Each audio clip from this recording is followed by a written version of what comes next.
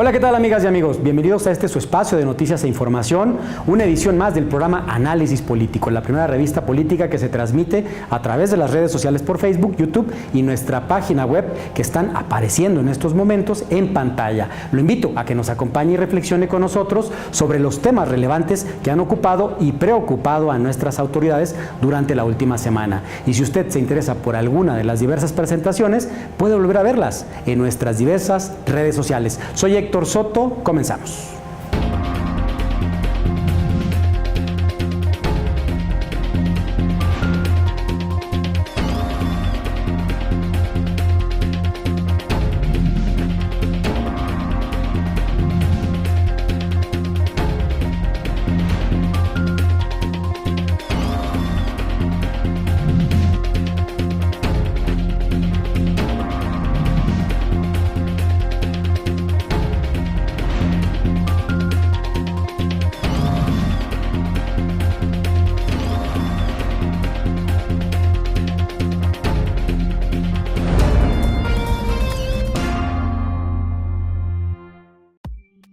Iniciando con la información, el siguiente trabajo es un análisis de mi compañero Leonardo Álvarez sobre las repercusiones en la economía de los hogares que registran un aumento las tarifas de luz y en general los precios en la canasta básica, mismas que se han elevado en detrimento del bolsillo familiar. Vamos a verlo.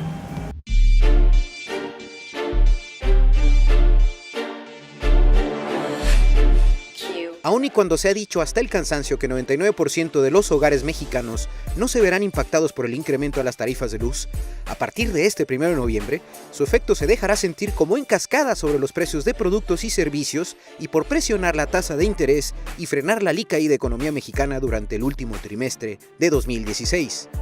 Y es que para nadie es un secreto que los aumentos a las tarifas de energía eléctrica en los últimos meses son un lastre para las empresas, en especial para las pequeñas y medianas, puesto que no generan un buen entorno para los negocios. Por el contrario, la economía nacional se estanca y reduce la posibilidad de generar y atraer nuevas inversiones. Desde julio pasado a noviembre se acumulan 5 incrementos consecutivos recetados a los mexicanos, en donde los sectores industrial y comercial resultan los más perjudicados. Estos resultados son acciones contrarias a las promesas gubernamentales de reducir los precios de los combustibles, entre ellos las tarifas eléctricas como lo hizo el presidente Enrique Peña Nieto hace 3 años.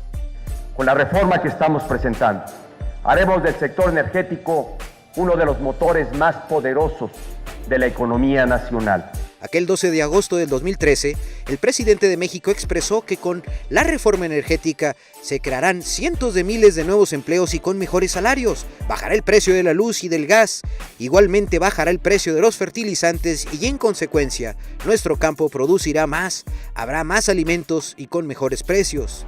El reciente aumento de tarifas eléctricas, curiosamente, se da durante el último trimestre del año, un periodo caracterizado por el enorme circulante y flujo de efectivo que de manera estacional se produce por la temporada decembrina, por los aguinaldos, las prestaciones y las compras compulsivas de fin de año. Pero en ello radica la peligrosidad de los aumentos. Por eso, prevéngase, pague sus deudas, pero sobre todo, ahorre el excedente porque los 3 primeros meses del año 2017 serán muy complejos.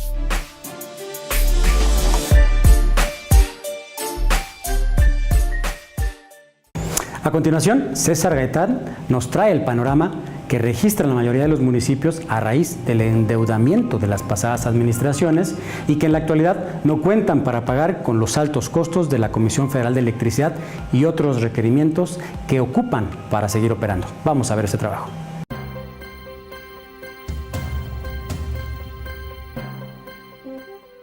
La situación financiera que prevalece en algunos municipios al interior del estado no es nada favorable, y es que tan solo en el municipio de Poanas, la Secretaría de Hacienda y Crédito Público ya embargó el sistema de agua potable y alcantarillado por diversas irregularidades que se detectaron desde el anterior gobierno municipal.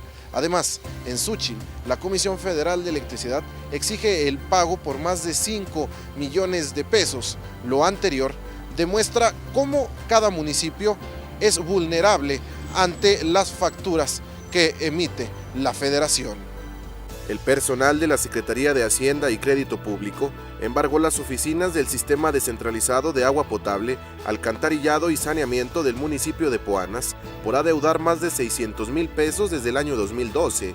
Lo anterior mantiene sin el vital líquido a sectores de la ciudad de Villa Unión y comunidades aledañas. El SAT intentó obtener recursos económicos a través de la cuenta bancaria del Sidiapas. Sin embargo, el sistema descentralizado no cuenta con presupuesto a causa de la morosidad que persiste entre más del 80% de la población, reconoció el presidente municipal de Poanas, Gerardo Gutiérrez Cervantes. No obstante, existe la preocupación entre las autoridades locales por los señalamientos que hizo el SAT a equipo técnico y de cómputo indispensables para la operatividad del Sidiapas, pues si se llevan lo poco que está en las oficinas, podrá Poanas quedar sin agua potable. Anteriores gobiernos municipales ignoraron los requerimientos por parte del SAT y prefirieron dejar endeudado al municipio, aunque también la morosidad en el pago del agua en Poanas no ha podido erradicarse por las amistades y compadrazgos que se manifiestan durante administraciones públicas municipales que dirige el Partido Revolucionario Institucional. Sí, bueno, es ya del conocimiento de la gente, César, y decirte pues que la gente está molesta y bueno, y además también contenta porque se les está informando qué sucede, porque a veces desconocen de cómo están las cosas. El sistema de agua que es APAS del municipio, se llama el sistema hoy, y pues fue embargado por cerca de casi de los 500 a los 600,000 pesos por el SAT, por falta de pago del IVA y por falta pues de atención de los alcaldes que salieron, el periodista Raúl Piedra y Carlos González, que salieron y pues no les interesó ese tema de ver las quejas, los requerimientos de la Secretaría de Hacienda, y pues hoy a nosotros nos toca enfrentar ese tipo de problemas, pero que tendremos que estar platicando en estos próximos días con Hacienda a ver de qué manera podemos solucionar. Luego de un proceso fallido de entrega-recepción en el municipio de Xúchitl, el alcalde Jaime Sarmiento Michaca informó que luego de una exhaustiva revisión al Departamento de Tesorería, se detectó un adeudo histórico con la Comisión Federal de Electricidad. El pendiente asciende a más de 4 millones de pesos. Diversas administraciones públicas municipales ignoraron liquidar o al menos abonar los servicios eléctricos que utiliza diariamente la demarcación. El problema no fue tanto la irresponsabilidad de anteriores alcaldes, sino que la Comisión Federal de Electricidad no utilizó sus mecanismos para cobrar. Pareciera como si se hubieran esperado a este gobierno, señaló el alcalde Jaime Sarmiento Michaca. El adeudo que mantiene Xúchitl con la CFE es sanguinario, consideró el primer edil al referir que para un municipio con recursos escasos y además con amplias necesidades entre la sociedad, será complicado liquidar dicha cifra económica. Con muchas dificultades, mire, estamos enfrentando por ejemplo el problema del adeudo de 3,200,000 pesos que se quedó pendiente de la de administraciones anteriores, donde la Comisión Federal de Electricidad no fue capaz de buscar el mecanismo pues de obligarlos a que aportaran o pagaran lo que les correspondía, y nos dejan un adeudo criminal, diría yo, injusto, de 3,200,000 pesos. Intentamos llegar a un acuerdo con la comisión, pero nos está catalogando un costo de interés de cerca de 800,000 pesos, lo cual consideramos que es totalmente inequitativo e injusto. Por lo tanto, ahí tenemos latente ese problema, a ver si vamos a seguir buscando el mecanismo para llegar a un acuerdo y pues ir abonando o pagando ese adeudo. Ya hicimos contacto con la Secretaría General de Gobierno, entiendo que ellos por su lado ya han hecho contacto con el Superintendente General, pero que también sé de buena fuente por información que me han dado de la Secretaría General de Gobierno que han logrado muy poco en este tema, ¿no? Este es un adeudo que en cierta manera y en cierto sentido debo decir que no nos corresponde totalmente a nosotros, debieron de haber sido más cuidadosos y en su momento haber ejercido las acciones de cobro que se podían haber hecho, ¿no? Nos heredan un asunto que no nos compete en la totalidad y eso es algo injusto. El municipio de Poanas y Xúchitl busca negociar con las secretarías y comisiones federales para buscar soluciones que no perjudiquen a los habitantes, a pesar que la responsabilidad es de anteriores alcaldes que no pagaron a tiempo, reportó César Gaitán Gallegos. Análisis político. En un momento regresamos. HP en alianza con El Economista. Somos el único medio en Durango que ofrece una selección del Economista, con las noticias más destacadas del ámbito financiero y económico. Encuéntralo de lunes a viernes. Suscríbete hoy mismo a HP y recibe la información más importante de México y del mundo. HP, hacemos periodismo. Ahora de lunes a sábado, HP te mantiene informado. Con un periódico innovador, la mejor información, un tamaño práctico y diseño de calidad, manteniéndote informado en la comodidad de tu hogar u oficina. Suscríbete al 835-0109. HP, periodismo con honestidad y calidad. Ya estamos de regreso. El análisis de los hechos continúa. Como una de las secciones más importantes de este programa está nuestra mesa de análisis. En esta ocasión tendrá como invitados los comentaristas Leonardo Álvarez y Milton Eloir López, quienes analizarán el proceso interno del PRI para elegir a la dirigencia estatal. Vamos a ver.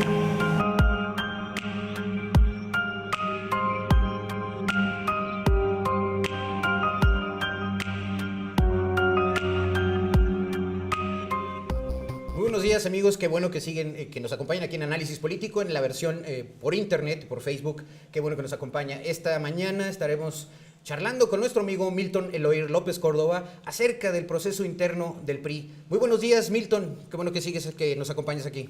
Muy buenos días, Leo, muchas gracias por la invitación, tanto al licenciado Rafael Herrera Piedra como a ti, Leo, por abrirnos este espacio. Perfecto. Y pues sí, como lo hemos comentado ya en los espacios impresos en los cuales tu servidor colabora, así como en la edición de radio, el proceso que tiene ahorita el Revolucionario Institucional de renovación de la dirigencia estatal, pues ha estado entrampado durante los últimos meses, no se ha emitido aún convocatoria, porque sigue la dirigencia provisional de Anabel Fernández y Julio Cabrera Magallanes, la cual vencería en estos meses de noviembre, pero al parecer se extenderá 30 días más en el sentido de dar tiempo para que pueda venir un delegado especial del Comité Ejecutivo Nacional y que valore cuál es la condición que priva entre los diferentes grupos priistas aquí en Durango. Hay que recordar que ya estuvo aquí Enrique Ochoa, Leo, claro. Y el propio Enrique Ochoa habló de una consulta a la base. Sin embargo, de manera inteligente, lo dejó abierto a si es una consulta a la base para emitir la convocatoria o si la convocatoria será una consulta a la base. Porque recordarás que esto sucedió hace un mes, prácticamente estamos ya a un mes de la visita de Enrique Ochoa, después de haberla pospuesto por diferentes aspectos, sobre todo por las lluvias.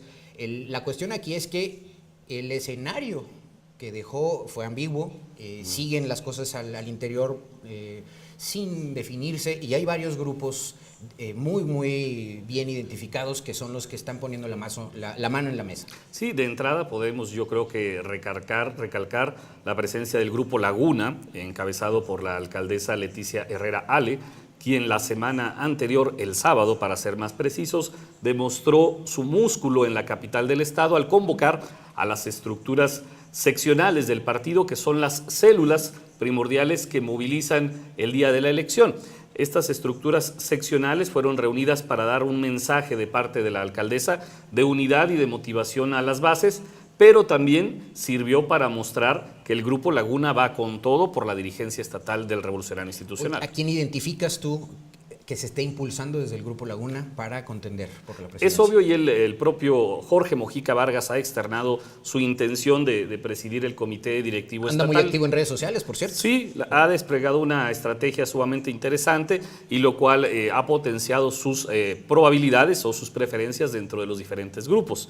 Por otro lado, también hay que destacar a Óscar García Barrón, diputado federal por segunda ocasión, quien también en los medios de comunicación ha externado que es urgente la publicación de la convocatoria y que él obviamente aspira a esta dirigencia. ¿Con quién, digamos, tú vinculas a Óscar García Barrón? ¿Digamos que es un lobo solitario? Es un lobo solitario en el ámbito local, sin embargo, trae la representación, al menos en la percepción de la Secretaría de Gobernación, principalmente de Miguel Ángel Osorio Chong.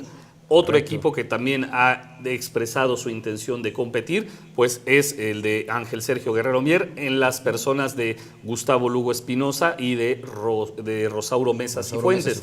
Dos viejos lobos también. También, ya Gustavo Lugo ha sido presidente del directivo estatal, lo cual con los estatutos actuales lo inhabilitaría. Sin embargo, hay información que el propio Lugo le hizo patente su aspiración a Enrique Ochoa en la visita y que él tenía argumentos jurídicos para competir que no lo inhabilitarían. Entonces podemos identificar ese otro equipo, ¿no? Otro equipo que también ha manifestado su aspiración lo podríamos visualizar en David Payán Guerrero, quien fuera director de Servicios Públicos Municipales en la administración de Esteban Villegas Villarreal, y que si bien el propio Villegas no ha manifestado un respaldo a David Payán, se podría presumir que eventualmente el equipo que rodea a Esteban Villegas, encabezado por Rafael Valentín Aragón, que es gente muy cercana a David Payán, o más bien a la inversa, podría desplegar un respaldo en el Estado. Y por último, el grupo de Ismael Hernández de Heras, claro, en el cual estaríamos visualizando de entrada a Enrique Benítez Ojeda, que también ha manifestado una aspiración y que el pasado martes Esteban Villegas lo destapó como un buen gallo, precisamente el día que se apresa la subsecretaria de egresos de la administración de Jorge Herrera Caldera, y un día después, pues 2 días después, José Ramón Enríquez declara la nulidad de la mesa entrega-recepción, coincidencias de la vida.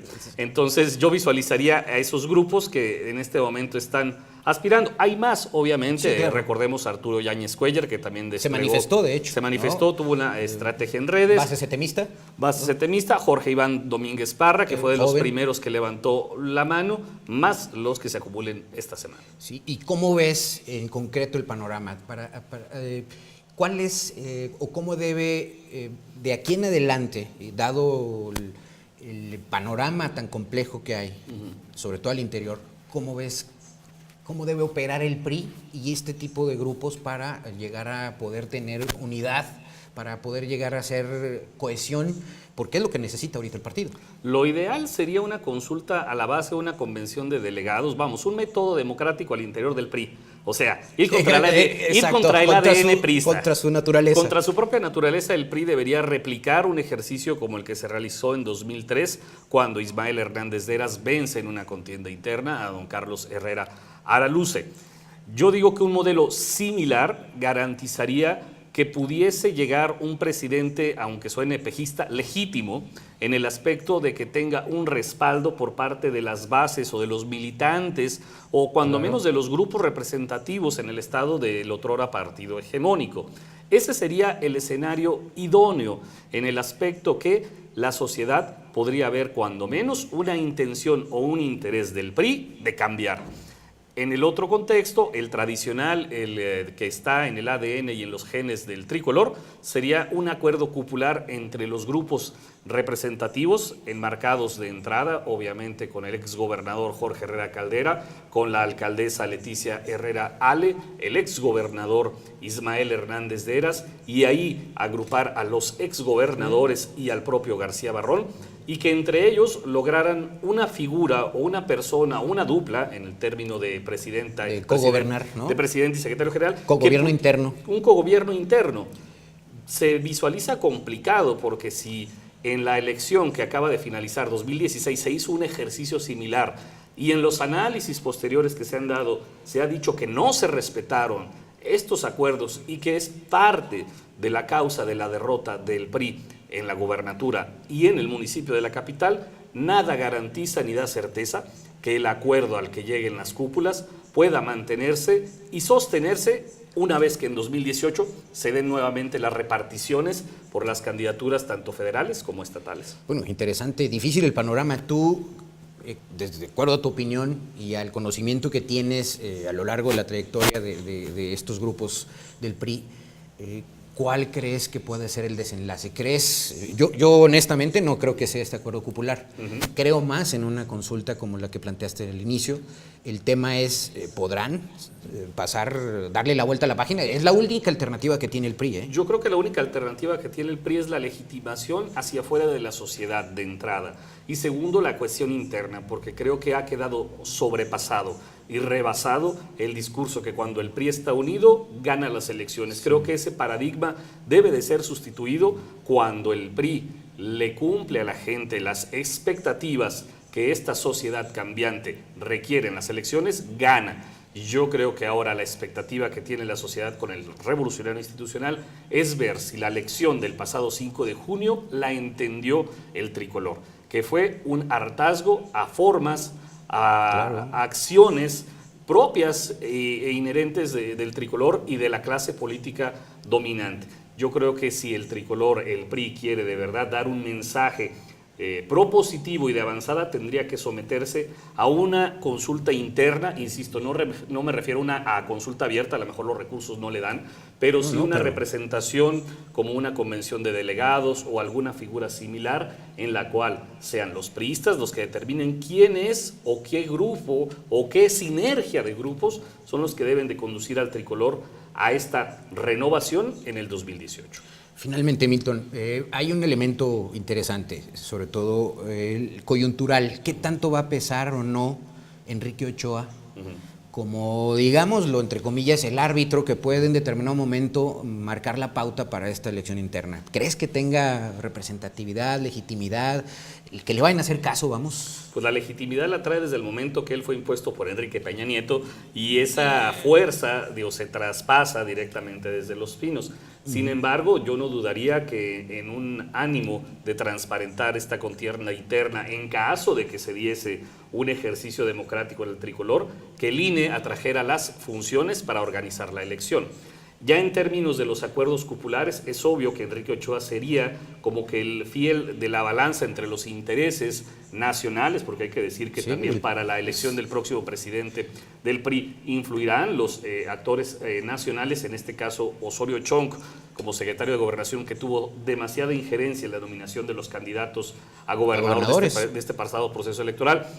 Videgaray, Luis Enrique Videgaray, que las columnas nacionales lo ubican ahora como un asesor personal de Enrique Peña Nieto, ya fuera de la estructura de gobierno, también podría pesar, y no descartar también la corriente de Manlio Fabio Beltrones, que sigue activa como un actor externo, pero no alejado del poder de Los Pinos, de la sombra que dan Los Pinos.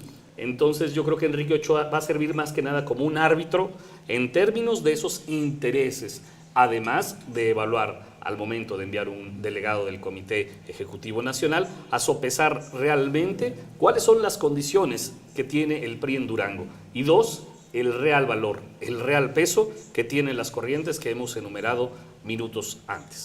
Bueno, finalmente, ¿qué le convendría más al PRI de Durango, Milton? En este escenario nacional en donde ves este reagrupamiento en torno a la figura del presidente, pero de los demás candidatos que pueden ser contendientes en 2018. En este escenario lo que más conviene al PRI, uno, es fortalecer su unidad de entrada, porque corre el serio riesgo de que ante un gobierno emanado de un personaje surgido de las filas del tricolor como José Rosas Aispuro, que empiece a cooptar parte de estos grupos, que empiece a cooptar parte de este descontento que aún existe al interior de las filas del tricolor y que merme cada vez de manera sustancial la fuerza que tiene o que tuvo el PRI en el Estado. En este momento son más de 20 municipios en los cuales tiene presencia el revolucionario institucional, pero es casi un rumor, pero que podría convertirse en verdad absoluta, que el gobierno actual está tendiendo puentes con todos y cada uno de esos alcaldes para, en un ámbito primero institucional, pero luego en un ámbito político, ir neutralizando la fuerza del otrora partido hegemónico. Por lo tanto, entre más se tarde el PRI en Durango en sacar su convocatoria y en definir su liderazgo que debe de conducir los trabajos de aquí al 2018, es tiempo que se puede aprovechar por parte de la oposición para ir minando las fuerzas de este partido. Como lo dije hace rato, son coincidencias, pero los golpes mediáticos del gobierno del Estado en torno a presuntos actos de corrupción de la administración pasada, los golpes de José Ramón Enríquez a la administración municipal por presuntos actos de corrupción del gobierno municipal, seguirán durante un tiempo hasta que el PRI no articule una defensa integral de lo que vienen siendo sus anteriores gobiernos, sus anteriores legislaturas. En este momento la dirigencia de Anabel Fernández y Julio Cabrera hace intentos, pero su carácter provisional no les alcanza para unir y cohesionar a la familia revolucionario. Perdón. Pues bueno, pues muchas gracias, Milton. Creo que hoy más que nunca la unidad, ahora sí, en hechos reales, es la que dependería del resurgimiento del Partido Revolucionario Institucional. Les agradecemos mucho que nos haya escuchado, Milton, a ti, y nos veremos en la próxima. Muchas gracias.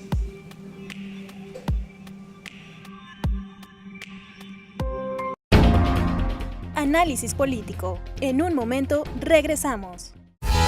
HP en alianza con El Economista. Somos el único medio en Durango que ofrece una selección del Economista, con las noticias más destacadas del ámbito financiero y económico. Encuéntralo de lunes a viernes. Suscríbete hoy mismo a HP y recibe la información más importante de México y del mundo. HP, hacemos periodismo. Ahora de lunes a sábado, HP te mantiene informado, con un periódico innovador, la mejor información, un tamaño práctico y diseño de calidad, manteniéndote informado en la comodidad de tu hogar u oficina. Suscríbete al 835-0109. HP, periodismo con honestidad y calidad. Ya estamos de regreso. El análisis de los hechos continúa. Fíjese usted. Si septiembre fue el mes más violento de lo que va del sexenio de Peña Nieto, octubre no se queda atrás. Según las estadísticas que incluyen en el trabajo de Richard Ibarra sobre la cantidad de homicidios dolosos registrados, la verdad es lamentable y considerable para que analicemos un poco lo que ocurre o lo que ocurrió en el mes de octubre. Vamos a verlo. Octubre registró 1,084 homicidios en todo el país, con Guerrero y Chihuahua como los más violentos. Fue el mes más inseguro de todo el sexenio, así lo indica el conteo del Sistema Nacional de Seguridad Pública. De acuerdo a gráficas oficiales, en todo el año van 8,103 asesinatos, cifra superior en 10 meses a las de todo el 2015.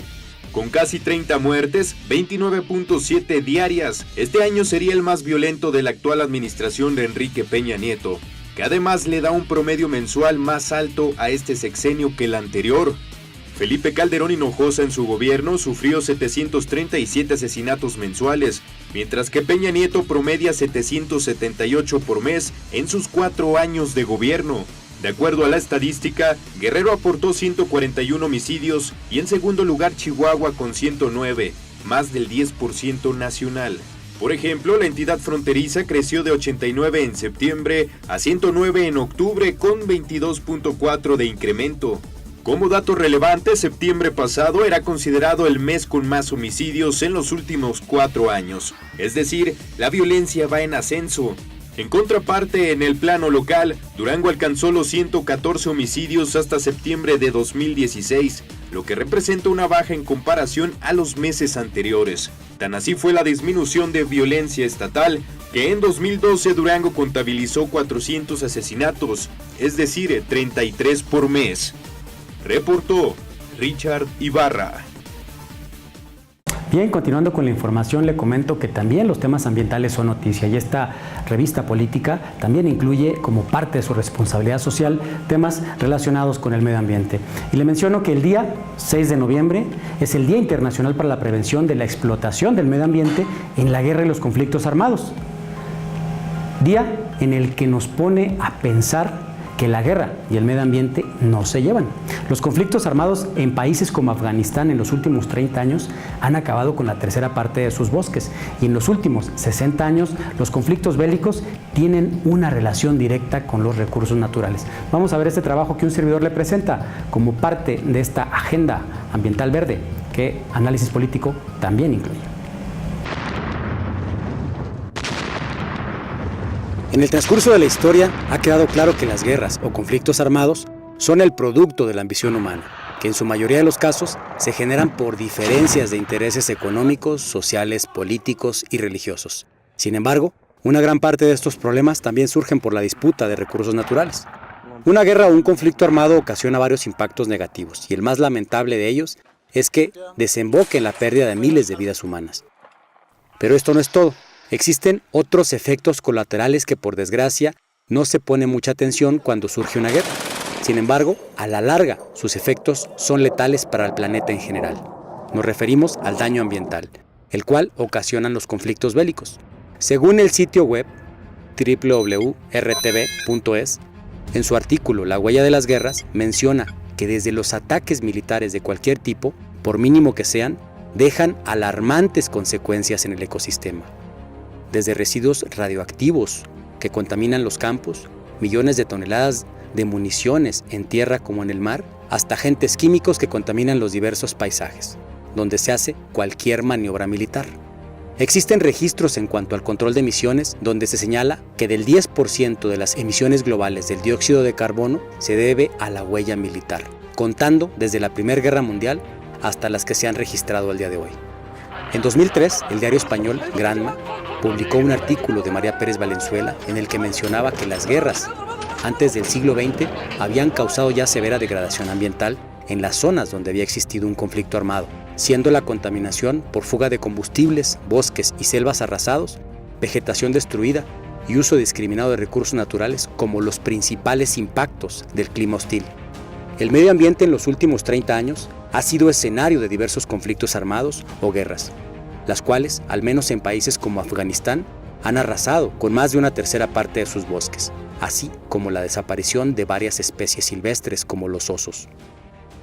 Por su parte, el Programa de las Naciones Unidas para el Medio Ambiente señala que en los últimos 60 años, al menos 40% de los conflictos han tenido una relación con la explotación de los recursos naturales, ya sea por ser considerados por un valor o porque son escasos. Sin embargo, un conflicto armado, por la razón que sea, termina por contaminar los pozos de agua, quema cultivos, tala bosques, erosiona y envenena suelos y acaba con seres vivos indefensos como lo son las diversas especies de la vida silvestre.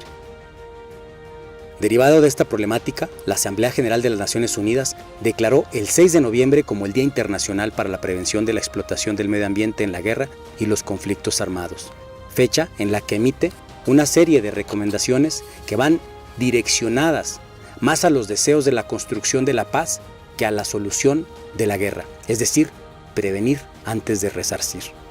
En su momento, Ban Ki-moon hizo un llamado energético en el sentido de que los recursos naturales no sean motivo para desatar conflictos bélicos. Debemos utilizar todas las herramientas a nuestra disposición, desde el diálogo y la mediación hasta la diplomacia preventiva, para evitar que la explotación insostenible de los recursos naturales alimente y financie los conflictos armados y desestabilice los frágiles cimientos de la paz, afirmaba Ban Ki-moon. Por desgracia, el medio ambiente es atacado por varios frentes que han tenido que ver con el paso del ser humano. El cambio climático es una realidad que en nuestros días cobra vidas, en unos países por sequías mientras en otros lo hace por lluvias excesivas. Y si le sumamos a eso las afectaciones por conflictos armados, estamos provocando que el deterioro ambiental crezca de forma exponencial, generando que el final de la vida se acerque con mayor velocidad. La guerra o los conflictos armados acaban con más de lo que nos imaginamos. Vivamos y procuremos la paz. Nos conviene. Para Análisis Político, Héctor Soto.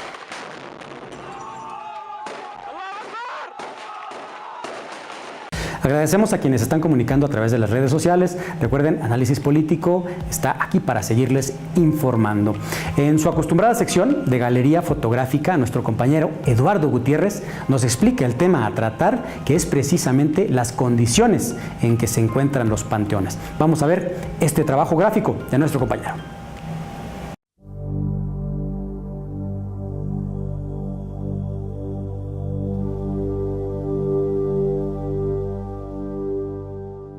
Con el paso del tiempo no ha sido suficiente la limpieza de los cementerios en la entidad. El sol, la lluvia y la misma antigüedad son factores que conforme pasan los días crean deterioro notorio en las lápidas y monumentos. Es precisamente el Panteón de Oriente donde ocurre este desgaste. Y es que no es para menos, está a la vista de quienes acuden a visitar a sus muertos. Ahí existen desde las sepulturas más comerciales hasta la peculiaridad que distingue, como la talla refinada de la cantera, destacado trabajo del escultor Benigno Montoya Muñoz. Entre 1898 y 1929, el maestro Montoya labró en cantera cruces que están dispuestas sobre pedestales adornados con vegetación, palomas agonizantes, capillas de estilo neoclásico y neogótico, Pero lo más importante de su obra funeraria radica en la escultura de ángeles, que en el arte funerario representan el alma. Reportó para Análisis Político Eduardo Gutiérrez.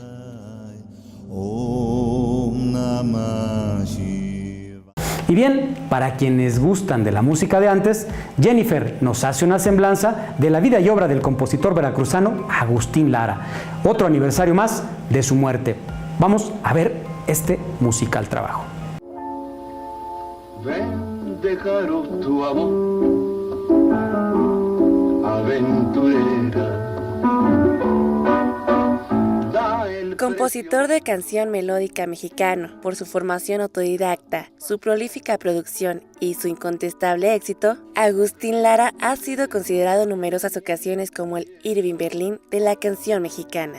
Conocido como el Flaco de Oro, son incontables las canciones compuestas por este músico que han conquistado una fama imperecedera, como Granada, que fue inmortalizada por el tenor Mario Lanza, Madrid o Solamente una vez, son solo algunas de las más célebres, adaptadas a numerosos idiomas y cantadas en los más diferentes estilos, pues su éxito en el Viejo y el Nuevo Mundo procuró a su actor los mayores honores y el reconocimiento general. Fue contratado para trabajar en Hollywood como musicalizador de películas. Aunque no quiso centrar su carrera profesional en el cine, su prestigio acabó por consolidarse en la industria del celuloide, gracias a las bandas sonoras que compuso para filmes como Santa, México Lindo, Carne de Cabaret, Virgen de Medianoche, Pervertida, Noche de Ronda, Humo en los Ojos y Aventurera.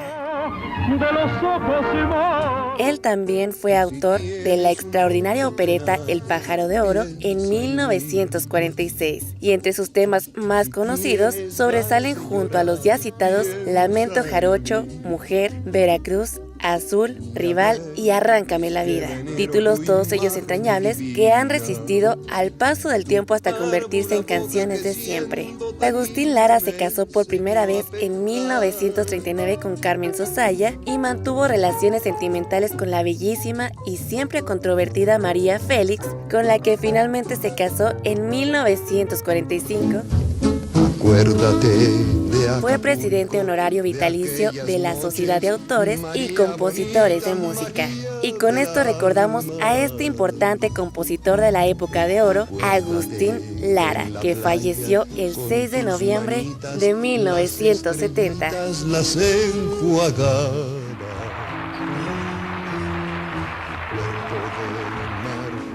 Dice la ley de la física, todo lo que sube tiene que bajar, todo lo que inicia tiene que terminar.